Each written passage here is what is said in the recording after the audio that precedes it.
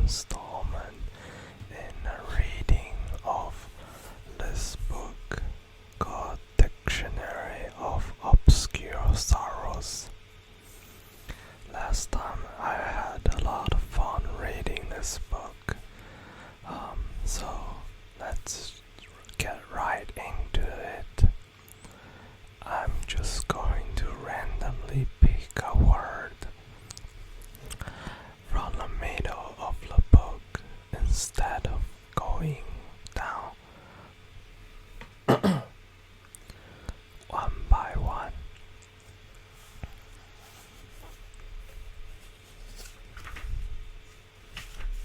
Okay, looks like this is another chapter, so we found chapter 3.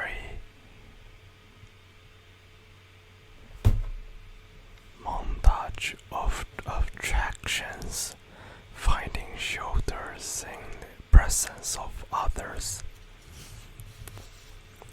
Life will break you. Nobody can protect you from that. And living alone won't either, for solitude will also break you with its yearning. You have to love. You have to feel. It is the reason you are here on earth. You are here to risk your heart. You are here to be swallowed up. And when it happens that you are broken or betrayed or left or hurt or death brushes near, let yourself sit by an apple tree and listen to the apples falling all around you in heaps, wasting their sweetness. Tell yourself that you've tasted as many as you could. It's by Louis Erdrich from The Painted Drum. This passage is kind of interesting.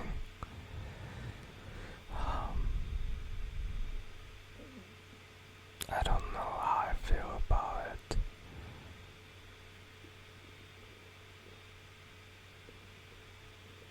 I guess I do sit by an apple tree a lot and watch apples fall around me a lot.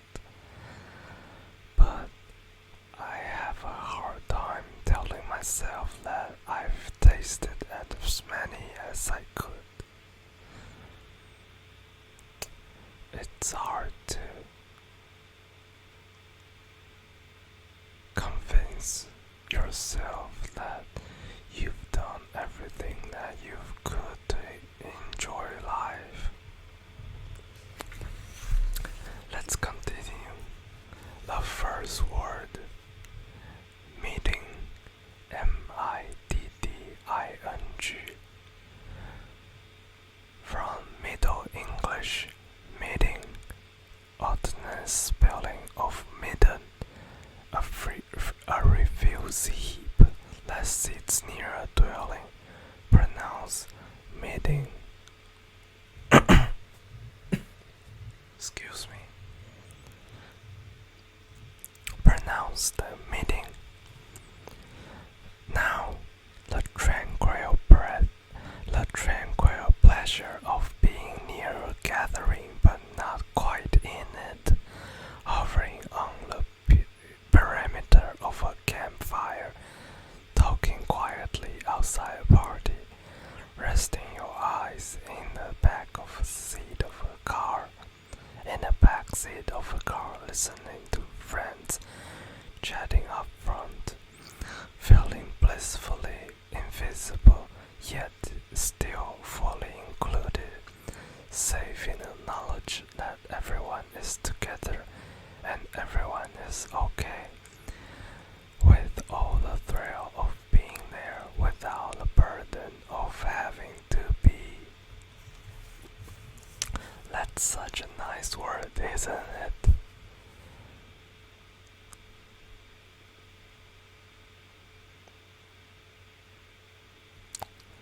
It's the tranquil pleasure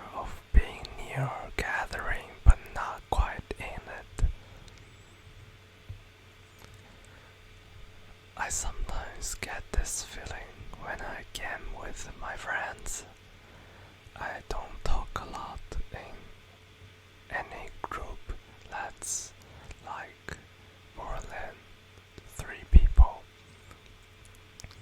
but during the group chats, I find myself sometimes very hard to know when to speak, but I feel included nonetheless. Um, it's, I guess that feeling is meeting.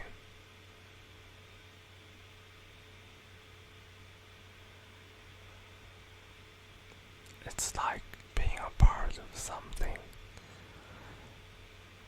but not the loud part of it. Okay, next word. Flashover. From the word in firefighting, a flashover is when all the flammable material in an area combusts all at once.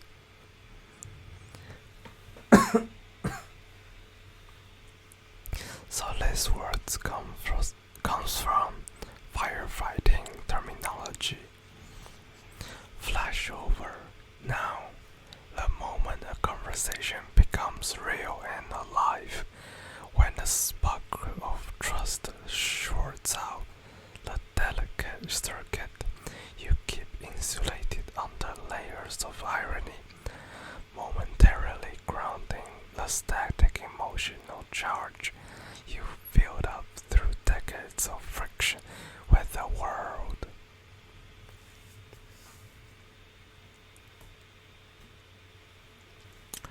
I guess this word is a little bit harder to comprehend.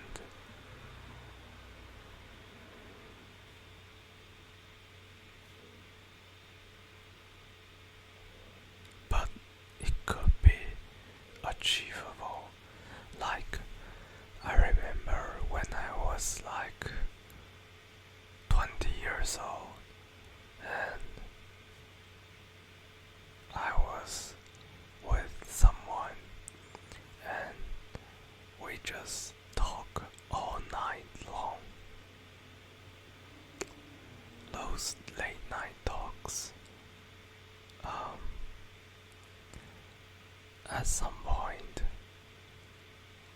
the casual conversation really burst into the pouring of raw emotions about all the pent up feelings that you've had all those years. I guess I could say I experienced it at least once.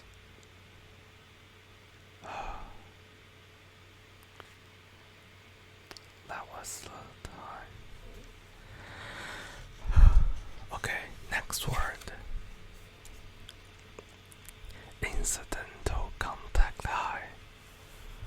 In sports, incidental contact high is a glancing touch that doesn't rise to the level of a foul. A contact high is when you feel the effects of a drug vicariously.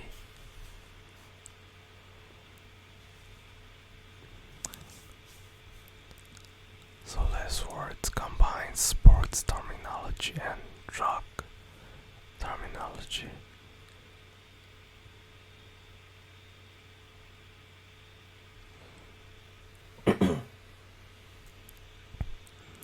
Incidental contact high. Now, an innocuous touch by someone just doing their job, a barber, yoga instructor, or friendly waitress that you find more meaningful than you'd like to admit. A feeling of connection so stupefyingly simple it makes you wonder if aspiring novelists would be better off just offering people a hug. This word is cute. Incidental contact high. it's a high that you get from an incidental contact.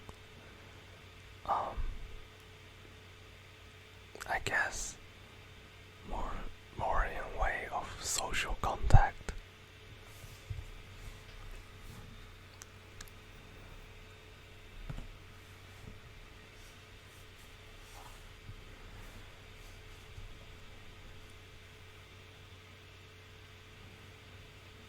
It's like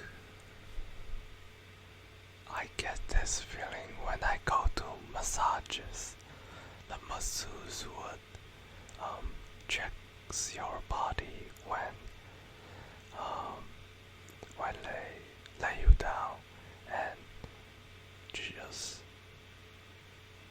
gauging the status of your body and putting their fingers with differing pressures at differing points.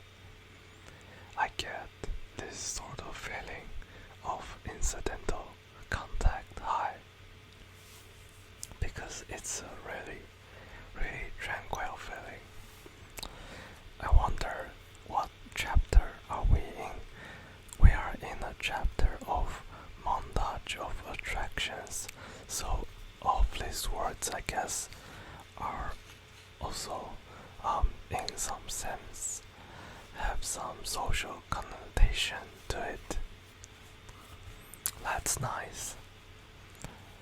These feelings are not necessarily sorrows, but I guess truly hard to describe feelings nonetheless. Moving on. Fanciveness.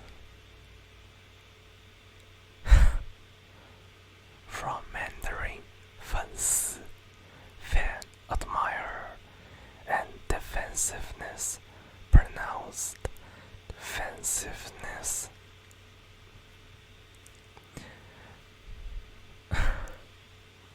Because Mandarin is my mother tongue, so I get an extra feeling of intimacy when the author coined words using Mandarins. I guess that could be an obscure sorrow.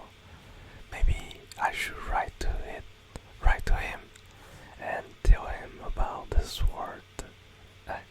Tell him about this feeling so that he could come up with a word for it. Fanciveness. Now, a knee-jerk territorial reaction when a friend displays a casual interest in one of your obsessions. Okay. So this is like being defensive, being territorial reaction, a knee-jerk territorial reaction. It's like, let me give you an example. If I am like a Eva super fan, like I'm an Asuka super fan, and someone glancingly mentioned, "Oh, I find the design of Asuka pretty cute," and I get this defensive feeling that no, you don't know how cute she is. I am the one that knows. So sort of like that. It's such a cute word that the author combined fence and defensiveness together. I guess a lot of Redditors would have this feeling in real life because we often have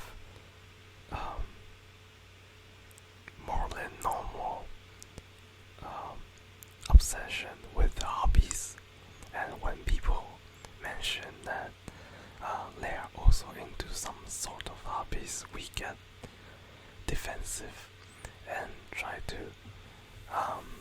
show them that how senior we are in the field.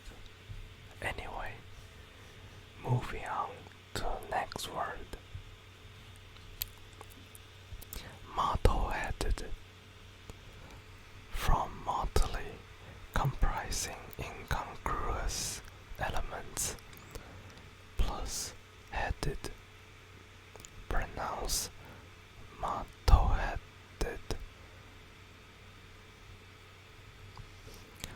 Mottle-headed.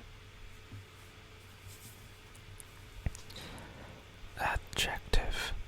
Feeling uneasy when socializing with odd combinations of friends and family, or friends and colleagues, or colleagues and families, mixing a melody of ingredients that don't typically go together, which risks either watering down your identity into grey mush or accidentally triggering some sort of explosion.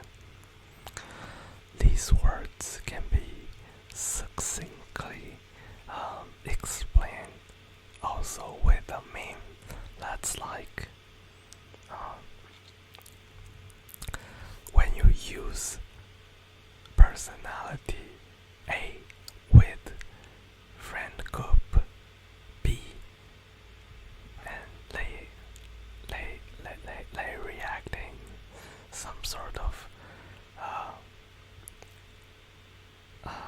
indescribable way. It's like, I don't know how to put it, but I guess it is an obscure sorrow.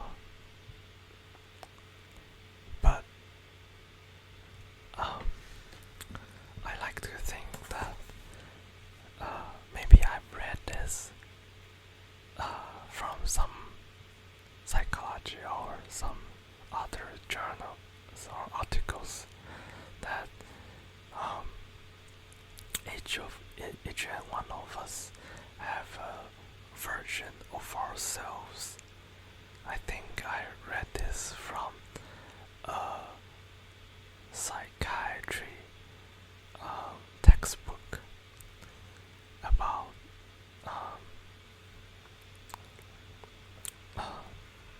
I'll come back to this later. Anyway, each and every one of us has different versions of ourselves. For every group of people that we deal with, we have a self for our parents, we have a self for our significant others, we have a self for a particular someone or a group of friends. And anyway, the reason I was reading about it is because I was reading about when you lose someone, you lose that version of yourself too. I guess that in a way is also an obscure sorrow. Maybe I should write to this author and tell him about this too. But anyway, when you lose someone, you also lose the version of the self of yourself that is meant for that person. I hope I made it clear. But anyway, when you middle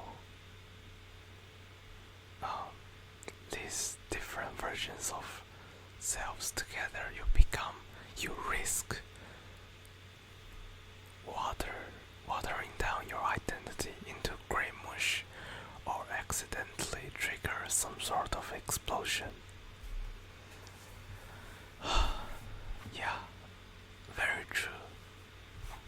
True.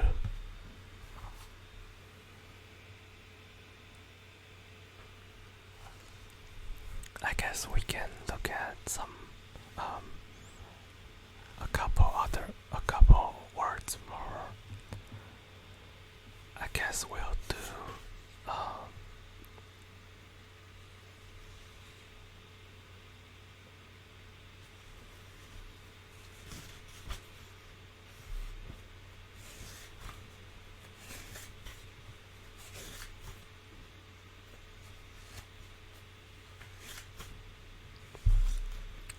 I'll skip the next two and then okay, I'll quickly go over the next two and then end with a long one.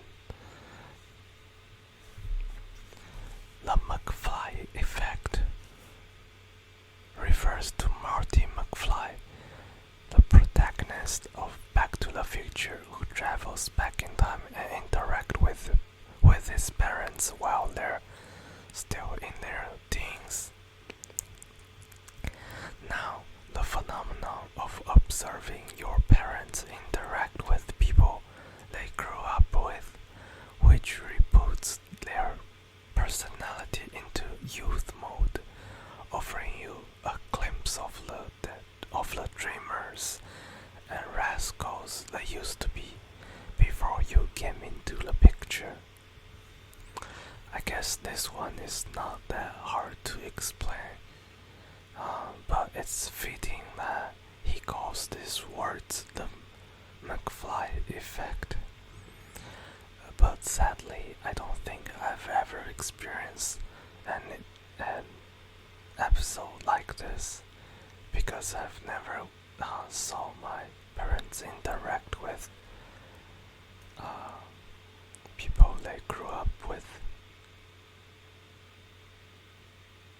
I don't think so. So I don't have anything to say, sadly. Okay, moving on. Next word. Mojo. Moleto. Molejo. Molejo. Molejo. Portuguese molejo. Caring. According to Portuguese legend, if you take a stone from carrying and put it under a pillow in the morning, an enchanted soldier will appear for a moment before transforming back into the stone and returning to the pile, pronounced molejo.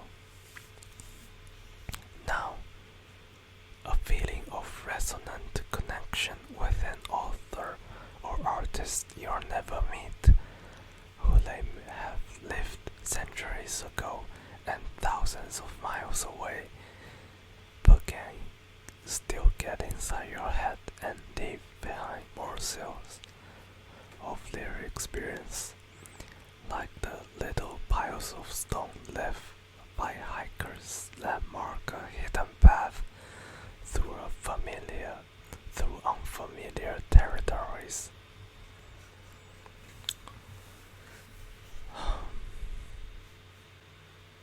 I mean, this book is essentially this gives you the feeling of molejo. Okay, next word, our final word.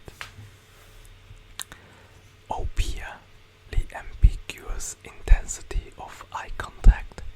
I believe this was made into a YouTube video, but I will read it here. From Greek, opio, opium, plus opia of the eye.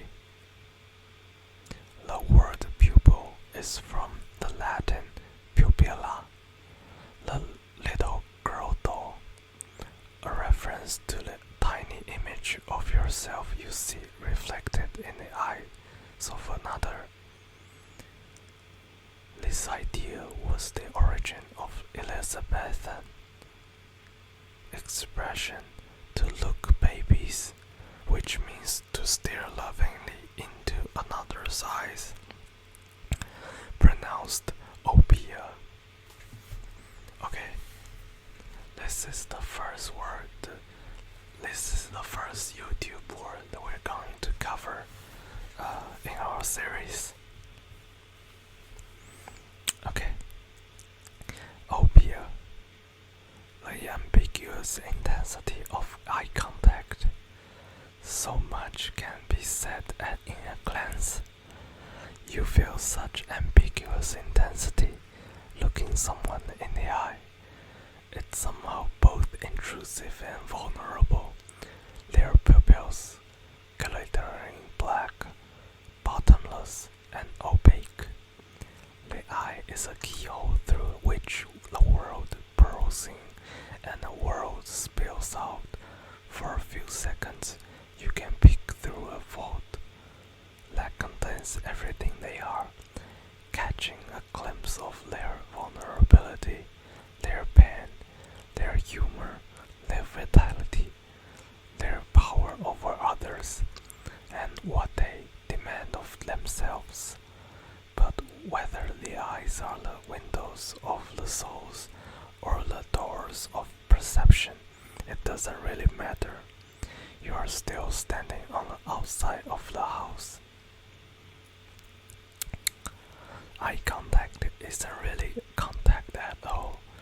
It's only ever a glance, a near miss that you can only ever feel as it slips past you. There's so much that we keep in the back rooms, so much that other people never get to see. We only ever offer up a sample of who we are, of what we think people want us to be, and yet how rarely do we stop to look inside, let our eyes adjust, and try to see what's really there.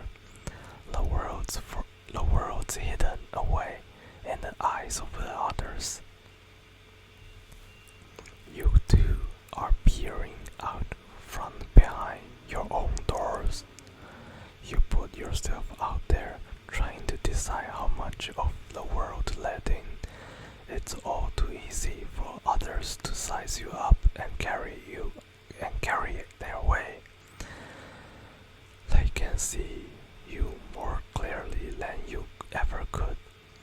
Yours is the only vault you can see into, that you can size up in an instant. You'll always have to wonder if someone might come along and peer into your soul, or if anyone out there will put in the effort trying to find the key. We are all just exchanging glances, trying to tell each other who we are, trying to catch a glimpse of ourselves, feeling around the darkness.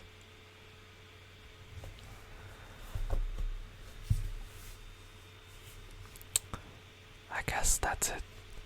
Thanks for watching this video. I will see you next time.